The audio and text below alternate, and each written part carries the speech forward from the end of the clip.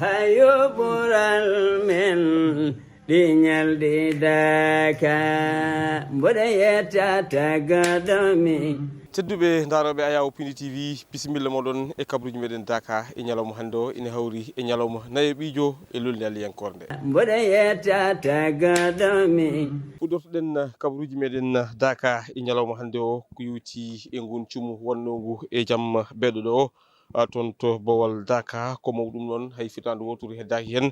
kono noon ɓen sumraɓe e ɗin ɗon Dakaji kolliti oɗo saaha joni e gueɗe kewɗe ko yowti alhaali guura kam e gueɗe goɗɗe koɓe kutortono ɗum foof yeehi yaadi e lewlewlu kono noon ɓe ganduɗa kañum goni soldateɓe faaboɓe sapeur pompier kañumne heeɓino fartague wawde wadde maîtriser gunɗon cuumu en kettoto hen goto e sumraɓe ko yowti e gunɗon cuumu ƴetti haala makko ko Gawsu Dia. ɗo koye Daka jooɓɓe noon jooɓɓe ko leñol ko guure kewɗe ndendi ɗo taw guure ɗe foof ko leñol jooɓɓe a taw hen Fummi Haara jooɓɓe a taw hen Guddiɗo jooɓɓe a taw hen Katode a taw hen Seedo a taw hen Wourossogui a taw hen Mauritanie won ummi ɗo ha Mali taw koye leñol he jeeya gari min ndendi ɗon min gowno rendirde ɗo kala hitande ni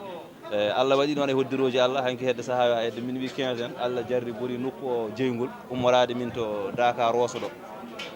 toon ummori ari naate e Daka he no jiiruɗon ɗum ni kono alhamdoulillahi rabbil alamin hay goto gañaki hen hay goto mayani hen ko yeehi hen ko foof tan koko neɗɗo dañño ɓayde noon daññoɗo no heddi ha wonaki mawo dañcu ko dañño ko min jetta Allah no moƴƴi kadi min jetta julɓe foof emin jetta kadi sapeur pompier en ɓe soko Allah ɓe mbaɗi intervention moƴƴo ɓe darima darde yonde e neɗɗo noon ko jawowo tan daiman kono noon so tawi wiyama jeeygol e huuɗo rendi sumi ko ɓuurani 30 minutes won daraniɗo ɗum soko Allah ɗum waɗi min jetta ɓe no moƴƴi mbaɗi darde tinde no jiruɗon ni bisiki ko Dakaji 5 cumi ɗo yoga e Daka Rosso hen hunde sumi yoga e Daka Ndar oɗo Daka ko ha laaɓi Daka Thilo Boubacar no jiruɗon e Daka Tamba firti ko ɓe jaawi heɓɓitade ɗum ɓe balli yimɓeɓe ɓe ñifi cumu ngu ha wawi hadde ɗo ko yeehi hen ko bagage ala hen gañiɗo ala hen mayɗo min jettir ɗum Allah no moƴƴi eɗen ñaago Allah tabaraka wa taala nde Allah hannata ɗo worode nde caggal ngulɗon cuumu ceerno Ibnu Oumar ceerno khalifa o suuti konnguɗi ko yowti e on ɗon fannu kanko noon o siftini julɓeɓe kono noon kadi o irimaɓe nde ɓe mbattata hakkillaji ko yowti alhaali e jeydi ɗi saabu ɗum ko gonga jeydi ɗi ko alay saago ɗi kutore kono noon ko il faut kadi yimɓeɓe balla ɓeɓe ganduɗa kañum goni soldateɓe faaboɓe nam wawde rende yimɓeɓe no hannirtinete kanko Ibnu Oumar ceerno ko kanko woni ko kettotoɗen ƴetti haala makko ko Ɗaha Moussa Ba. caggal ngol jettugol Allah subhanahu wa ta'ala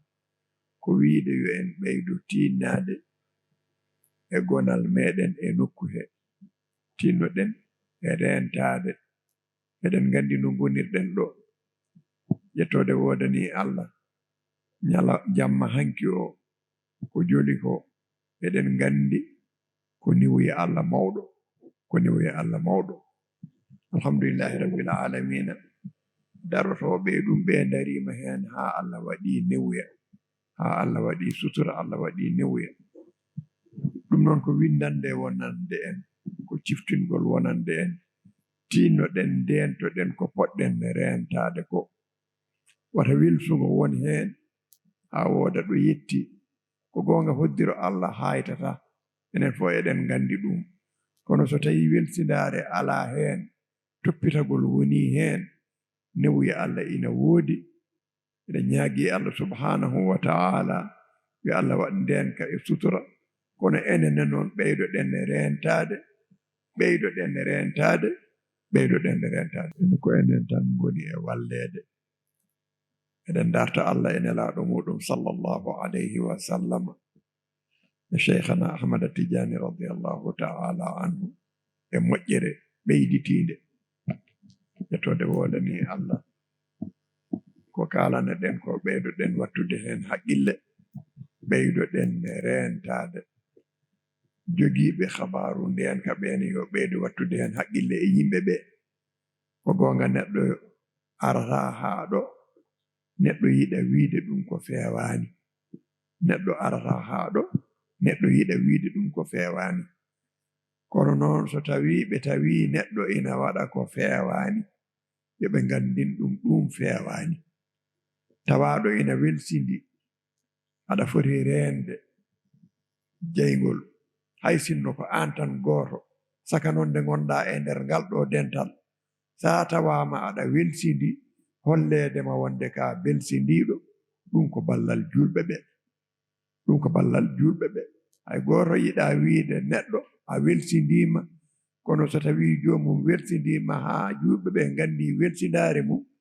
andinede ɗum welsindima nde ɗum ko dewal Allah e hoore muɗum tinnoɗen ɓeydoɗen wattude hen haqqille no moƴƴi no moƴƴi no moƴƴi no feewi yo e mbattu hen haqqille no moƴƴi eɗen ñaagui Allah subhanahu wa ta'ala yo Allah waɗ ndenka yo Allah waɗ sutura yo Allah waɗ kisal bijahi rasulillahi sallllahu alayhi wa sallam keddoto e on ɗon fannu ko yutti ngun ɗon cumu gomu kalfinangu juɓɓudi Daka kamɓene e subaka hannde o ɓe mbaɗino kuccam hakkude mabɓe e jayndiyankoɓe sababu noon ko wartude den ɗon ko wartude e ko ganduɗa kay kañum woni ko teska e jaam beɗɗo ɗo ko noonne kadi e erade ɓesguli ɗi nde battata hakkillaji ko noonne kadi nde ɗoftoto ɗum ko yutti alhaali ɗen ɗon jamiroje ko noonne kadi ndeno ɗen ɗon kaɗoje ganduɗa kay kañumen goni e joguiɓe ko yutti alhaali e juɓɓudi Daka o en kettoto hen omo ganduɗa kañum woni Amadou Tidiane Baro kanko woni maire de la commune mo Madina Gounass ko kanko woni ko kettotoɗen ko yewtidi e Gawsi Dia woodi hanki ɗo jayge ummi kono Allah walli en sabu keɓugal sapeur pompier en ɓe mbawi wadde ɗum maîtriser tawa bonande nde e mawnani ɗum noon kadi ko yettere Allah waɗi hen newuya e fodde ko kadi ko woni hen seeɗa ko yimɓeɓe alhamdulillahi rabbil alamin comité d'organisation wawi wattudeɓe e waddeɓe e sifa mo ganduɗa ɗo mbawa wonde ha haade dakaji mabɓe ɗi fewnede eywa ko deñude ɓerɗe julɓeɓe tan te wonno hande julɗo woni foof ɓerɗe mum en nan ga eywa kala ko dilli ga tawata ina sohlina yimɓeɓe alhamdulillahi rabbil alamina fittandu mayani hen eɗen jetta Allah no fewi e ko heddi ko tan ko ɓeydade kadi hirjinde bandiraɓe ɓe aroɓe ɗo e Daka ɓe no mbiɗen ni so tawi neɗɗo haaɗi tan ko addi ɗum ko so tawi waɗi ɗum himme ne wawi tawa wone gueɗe tawa jolata hen gaz ala ko addi ɗum Daka hatojinaka ga eywa jayli kuɓɓeteɗi ɗi e mbawa wasde huɓɓude jeyge kono haalama kala neɗɗo in kuɓɓowo jeyge yo toppito ha o anda jeyge nge ina woni e sifa mo ganduɗa ina reeni ina reeno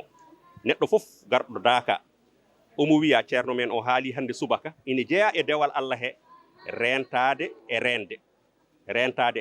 kala ɗo neɗɗo yi saggi neɗɗo kadi ko anda yijita so yi neɗɗo jejjitɗo ina saggini inana waɗa ko ganduɗa ina adda kata e nokku he yo harte ɗum kadi ko noon woni no wiira ala kulli haalin enen arɓe Dakaɓe moni emen foof ina ñaaga yo won denɗo yo won dentiɗo o wona denɗo yamirore ko hunde e ko yimɓeɓe katojinta e kala saaha ɗo e nokku alliyankewo moni kala ina yiɗa tampande jiyaɗo Allah o beele heɓa nden ɗon moƴƴere tawatede hen ko ɗum jeeyi sababu noon yimɓeɓe mbaɗino ada toon to guesa ceerno gam yaade gam yaade ngol ɗon dawol yamirore ko noon kadi ɗaɓɓude barke ɗa Moussa Ba yehino yewtidde e mabɓe kamɓe yoga e yahannoɓe e ngol ɗon dawol e kettoɗen cimtol makko o ala kulli haalin reninɗo yimɓe ɓeɗo wonɓe ɗoɓe ko yidde yaade guesa ceerno e on sababu woni sababu Daka o yimɓe gara gollanamo ɓernde makko ɓuuɓa yetto Cheikh Tidiane yetto nelaɗo Allah yetto Allah eyyi ɗum woni sababu o ɓe mbattumi dawde ko 2003 ha o subaka nde garmi fof mi dawa guesa ceerno dawande guesa ceerno ko ɓuuri raɓɓidde hen ko tan so neɗɗo dawi hay soko lawol gotol o meeɗi dawde aduna makko aduna e lahara fof humtima woni sababu dawgalami ceerno ko yidde dañde hen duwawa kadi yidde ko dañde hen saga julɗo foof nde tawno wonno ceerno ko Allah rokki ɗum ko Allah rokki ceerno hande ko dawol guesa ceerno mbiɗi dawanno wallahi mbiɗi dawanno e oɗo saha noon ko hattano o tan woni sali ɗo joni to koyɗe ɗe hay darde mi suusa no fewi kono noon mbiɗi welti dawoɓe ɗo komi yi ko dañi hen ɗum tagui mbiɗi duwono sukaɓami foof ñaago Allah kadi yo Allah joni gurnam ceerno Daka Madina Gounass ko lulde alliyankore ɗo worɓe meɓe kawrata e ngal dental ko ɗum jeeyi sababu noon ko yimɓeɓe katojinta guila e ko ñamate ha e ko yarate ko worɓe hono maɓɓe en ko kañumen kay daroto e nangue ngue ngam defande ɓen ɗon worɓe ko ɗum jeeyi sababu noon Gawsu Diako yehinina en toon to Daka Kanel o yewtidi e ɓen toppitiɓe kala ko yewti e restauration e on ɗon Daka Cimtol. Daka ko nokku dewruɗo Allah mo worɓe meɓe tawete ko ɗum waɗi ñamdu e yardu fof ko ɓen worɓe mbaɗata. Amadou Dembélé goto e defoɓe Daka Kanel arti e sifa defirdu mabɓe e nder on Daka. Restauration Daka Kanel ko yettata Allah no feewi ko mawɓe waɗi ko mawɓe ɓe woni hen ko digiri dem mi rewa makko heddiɓe ko ɓiɓɓa men ko minen joguiɗo restauration oɗo alhamdulillahi noon nde min guila min gummo Kanel ɓiɓɓe Kanelaɓe kala ko fonno komin ponno ñamde e yarde e ko fonno woni tuya men ga ɓiɓɓe Kanelaɓe mbaɗi ha timmi min gari komin paari haydara ala komin guccitto ga sona tew kadi ndefu ngu ene rewi lawol ene defe ha yona saabu komin naati ɗo ko faade joni emin mbaɗa barmeji ɗiɗi bottari e nder balɗe tati premiére ɗe e barmeji ɗiɗi ñeeha hirande balɗe à partir de alarba janggo ha fayi ha gasne barmeji jeegom pawotoɗo walla barmeji jeeɗiɗi jeegom ɗi ko maaro mbaɗo jeeɗiɗi o ko ñiiri cengle taw waɗa tew waɗa tamate on ko ceerno jeeyi hay sinno noon ina woodi jogiiɓe goƴaji to banggue cellal ngam faltade ko ñamata haɗani hay ɓen ina jogana peeje e nder defirdu ndu so tawi kay ɓen goytima eyyi kamɓe minen ni ɓe ballimi mawɓe ɓe balli min par ce que kamɓe hay gantu goto ɓe dokkani min hay gantu goto ɓe dokkani min kadi minen kadi emin gandi nebam moƴƴani firmage o moƴƴani lamɗam kewnoɗam moƴƴani fof emin gusta ha fota e kamɓe nouveau mabɓe o kadi soɓe ñaami haɓe kaari ɓe pawti hen kosam seli alam min talɓe cuuɗe min mbiya mum fof yo mbo juuɗe mum yaha so 50 kilos 50 métre taw ɓandu mum ha dimbo arteleloɗalo no wayi wade foof ko fijirde e jaleɗe e yano woni hakkude defoɓe ɓe e defanteɓe ɓe e somin goni ɗo koye baɗiraɓe e goni ɗo ko isiraɓe kono fof wonti neɗɗorako min pijat min jalat kadi kamɓe sukaɓeɓe kala komin min mbiyata koɓe kefta juuɗa men min mbiyata tan gacce min takkodira e mon min kolon lawol ngol beele janggo minen min jooɗo onon keɓoɗo ɗo Dembélé noon sakkitori ko wasiyade dendalngal wonɓe e nder ɗiɗon defirɗi nde mbatta hakkillaji mumen e jeegueli ɗi nde tawno oɗo saaha ko saaha baɗɗo nguleki jaaduɗo kadi e hendu hewndu no wawi wade foof yo Allah jogo kisal e ndenka arɓe ɓe bandiraɓe musidɓe tedduɓe hettiyankoɓe kam e daroɓe Ayaw Pindi TV gasi haalaɓe ceer ko ɗum ɗo woni komin kemno rubinanade kabaruji Daka e ñalawma hande o en jetti en jarni dendagal équipe gonɗo ɗo e nder ngol lolde alliyankore woni Madina Gounass ngam rewinana ɗon kala ko yewti e golle golleteɗo ɗo ete Gawsu Diakou Djiby Dieng Daha Moussa Ba kam e dendagal wallidiɓe meɗen aadi meɗen e kabaruji Daka wonata ko janggo soko weeli gueno ɗo enen min mbi on jokke ɗoftade kam e rewindade programme uji ɗi Pindi TV Allah jarama on jarama hayo ɓural men ɗi ñalɗi Daka mboɗo yetta tagaɗomi